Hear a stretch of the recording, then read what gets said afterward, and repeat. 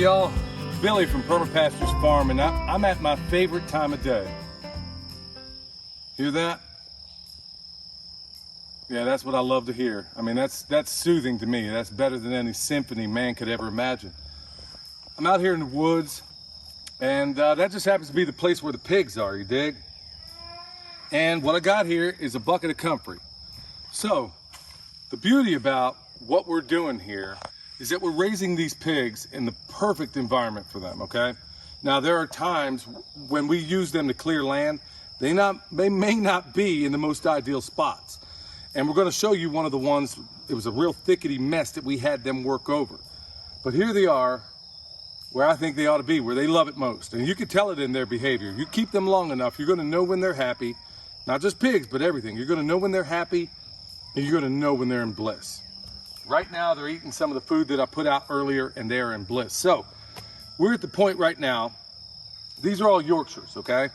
And at the time I bought them, if you were to go back and watch that video, at the time I bought them, pigs were nearly impossible to find. In fact, I dare say right now, they're equally as impossible. People reaching out all the time asking if I have any contacts.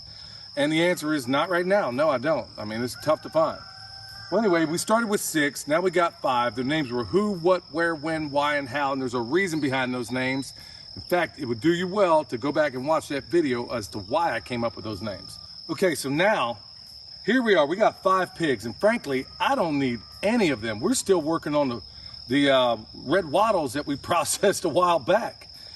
But look, this is what I'm trying to get at. Unlike the other people that I criticized in the last video where they just give you gloom and doom, you're learning how to here.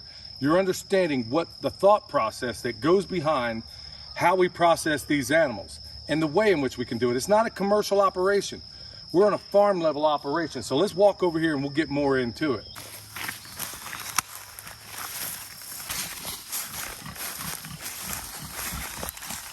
Don't do it, pig.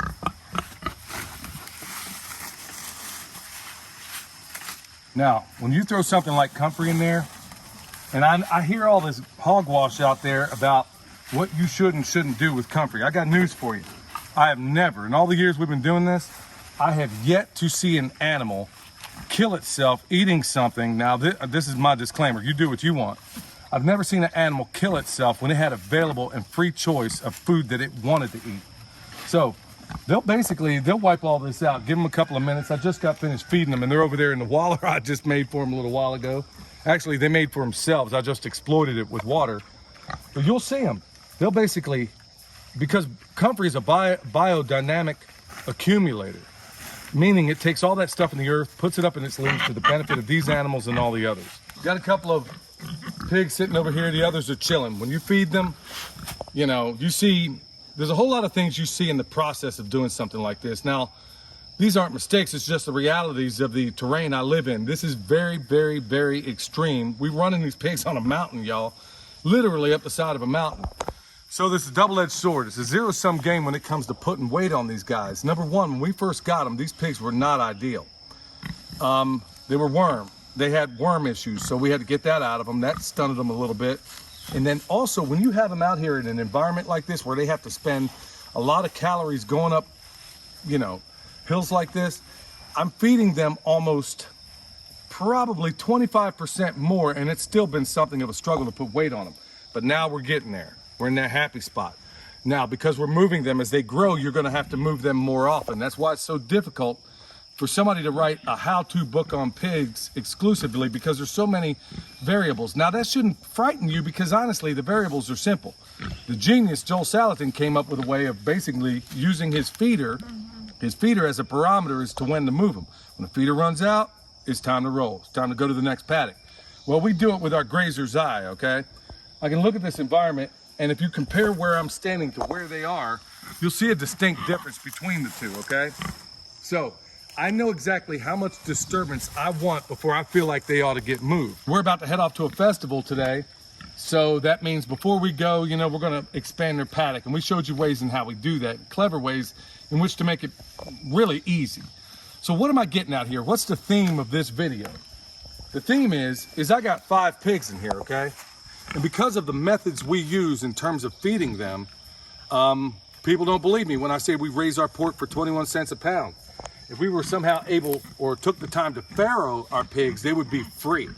But 21 cents a pound because by and large, they eat things that we didn't have to buy, okay? So that affords us a lot of opportunities. It also allows us to be very, very generous. We've given away a number of pigs already because honestly, there's 5 of us here, 5 adults, and we can't eat all the pork that produces along with the chicken and the beef and the lamb and you name it. I mean, even fish to some extent. We can't possibly eat it all. So that puts me in something of a quandary. So because I'm not spending anything, and this is why I'm begging a lot of you, especially in these times, to learn these other methods. Because we're not spending any money on feeding these guys, I can be A, generous, and B, I can leave them on a hoof as long as I need to. Ain't that right, pig? So what I'm gonna do, where we are right now, I'm staging things, okay? Because of this terrain, I don't want them far and away, and I don't want them in a difficult spot when I dispatch them, okay? And that's gonna be one at a time. It's not gonna be, and when I do that, if anybody's thinking the pigs are gonna freak out, it doesn't happen. Honestly, they could all be sitting there eating, bam, you take out one of them, they literally don't even flinch. They'll look over like, Jimmy bought it, and then go back to eating. That's how it works with these guys and pretty much every animal when you process them. So, we're gonna take some of the biggest ones out of here, and we're staging them. We're moving the fence to where it's 10 times easier. When I take one out, it's easier to get them over there to where we're gonna process. So that's where we are in terms of that. Now, the beauty of doing a system like this is now what do I do with the other pigs? The way I figured, I only got room for maybe 2 of them with the freezer space I have. So what do I do with the other ones? Give them away. How cool is that? That's the beauty of permaculture, y'all. That's what I've been screaming from the mountaintops as long as I can. And just now, because of the times, it seems like more people are catching on. Look, 2 of these are going to Justin from Metcalf Mills, and 1 is going to Sean, the Modern Yeoman. Did they pay me for them? No. I don't need to get paid for them because the pigs were here, by and large, the meat that we get off of them is a byproduct for the work that I need them to do. So they've been clearing all this mountain in ways and places that I needed done, and 2 of them was just gonna take too long, so why do that? It's just as easy to raise 10 as it is to raise 2. It ain't that hard, and then when they get trained, they're so smart that I can maneuver them and influence them in the way that I need with a bucket. Really that simple. So, folks, what am I getting at here? We have been teaching for a while on this channel things that you're not seeing anywhere else. How to raise your chickens for free, how to get your eggs for free, how to get your compost for free, make money on the chicken tractor on steroid system. Ruminants are easy enough, especially if you get the right genetics, where they're getting fattened up on grass. Keep them moving in the right way. That's also free. Pigs, who is complaining in today's day and age for pork that cost about 21 cents a pound? And when I figure that 21 cents, y'all, that's the initial cost it took. And I haven't yet weighed these out, but that's what we figured in the past. We told you 31 cents because I didn't think nobody would believe me. So forgive me for not being completely straight up and telling you the truth on that matter. So let's get up here. We'll take another look at these pigs and we'll talk about where they're going to go and why it's going to make it easier for us. They're loving the life of a pig right now. And that is exactly as it should be. And as Mark Shepard says, no matter the animal that you process, they should only have one bad day. And better still, they shouldn't know that it's coming. Just like the people at that last festival that we did in Camden, Tennessee. That was beautiful in so many different ways because they saw how you kind of ease that pig up. There was no stress. We took it out properly. We got it all done. And the beauty for me, the joy that I get from such a thing is that now there are 50 more people on planet Earth that are at least somewhat conversational in how to process an animal. That is part of why we started this YouTube channel. That's what it's all about. It's not fear mongering. There are times when I tell you what's going on and you better be looking out, and a lot of other people doing the same thing. But take note that by and large, our number one concern here is, like the sons of Issachar, we've seen the signs of the times. We knew all this stuff was coming, so we don't constantly talk about it, but we've been offering tools, methods, techniques, chapter and verse on how to do every bit of this, okay? That's what means the most to me. And being able to evangelize this design science while doing it, taking all these different wonderful teachers out there that have taught you this, taught you that, workshops you go to, people you meet, some old boy down the road that nobody's ever heard of will have a better way of doing even the slightest things that make your life 10 times easier. That's what we're evangelizing here at this channel. So what it means at this point, these pigs are definitely ready to process. I can keep the smaller ones on the hoof, which is exactly what's going to happen. When Justin's ready to process, we'll pluck one out, or 2 of them out. When Sean, the modern yeoman, is ready to process, guess what? We'll take another one out. So at the end of the day, yeah, just so happens, I didn't even plan this, y'all. This is his shirt, you dig? So yeah, when he's ready to process, look, it's all ready to hopping and popping. And I don't need to charge a dime to any of my friends to be able to make that happen. How cool is that? It's like, if you look at that video, one of the last ones we did at that festival with Jack Spearco, he said it perfectly. He said it perfectly. And by the way, I love his motto. It's a way to live if times get tougher, even if they don't. But also he pointed out something that you have to first create the abundance in order to give back to the first 2. So you got those ethics, earth care, people care, abundance given to the previous 2. Well, you can't give to the previous 2 without a place of abundance, you dig? That's the beauty about this. So we can be generous in a massive way when we've provided that abundance that really didn't cost us any more money. So if you're wondering how I can give away so many pigs, I think so far this last year, over the year, we've given away the equivalent of about 5 pigs. We've given them away, used them for fundraisers and done a number of other things. Now we're approaching times to where, you know, we're going to have to come up with clever ways to do this. And that's what we have been providing.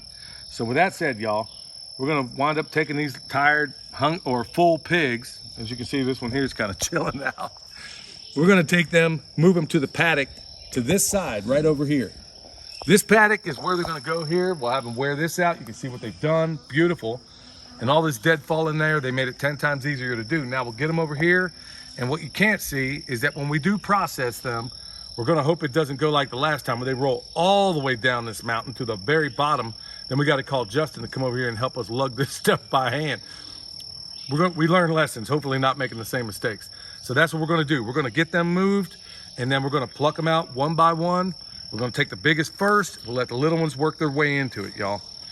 Think, pray, and that's something I don't talk about enough. I was doing it for a while, but I'm going to go back to it. Every single day, find yourself dwelling in the secret place of the Most High, because we're going to need it. And you need to pray and ask the Almighty to give you clever ways in which to do this stuff. We've provided some, and we're going to hopefully continue to provide a lot more. So with that said, y'all, if you need bone sauce, we'll worry about discount codes in the future, but if you need bone sauce, go to the website. If you need anything we provide down below, whether it's a freeze dryer, EMP shield, might be kind of useful right now, and anything else we have, please check the description box down below. Look, y'all, beautiful morning, and I'm going to continue to enjoy it. This is a day the Lord hath made, and I will rejoice and be glad in it. All right, y'all, till next time, this is Billy from Perma Pastures Farm, where permaculture is my passion. We'll see y'all.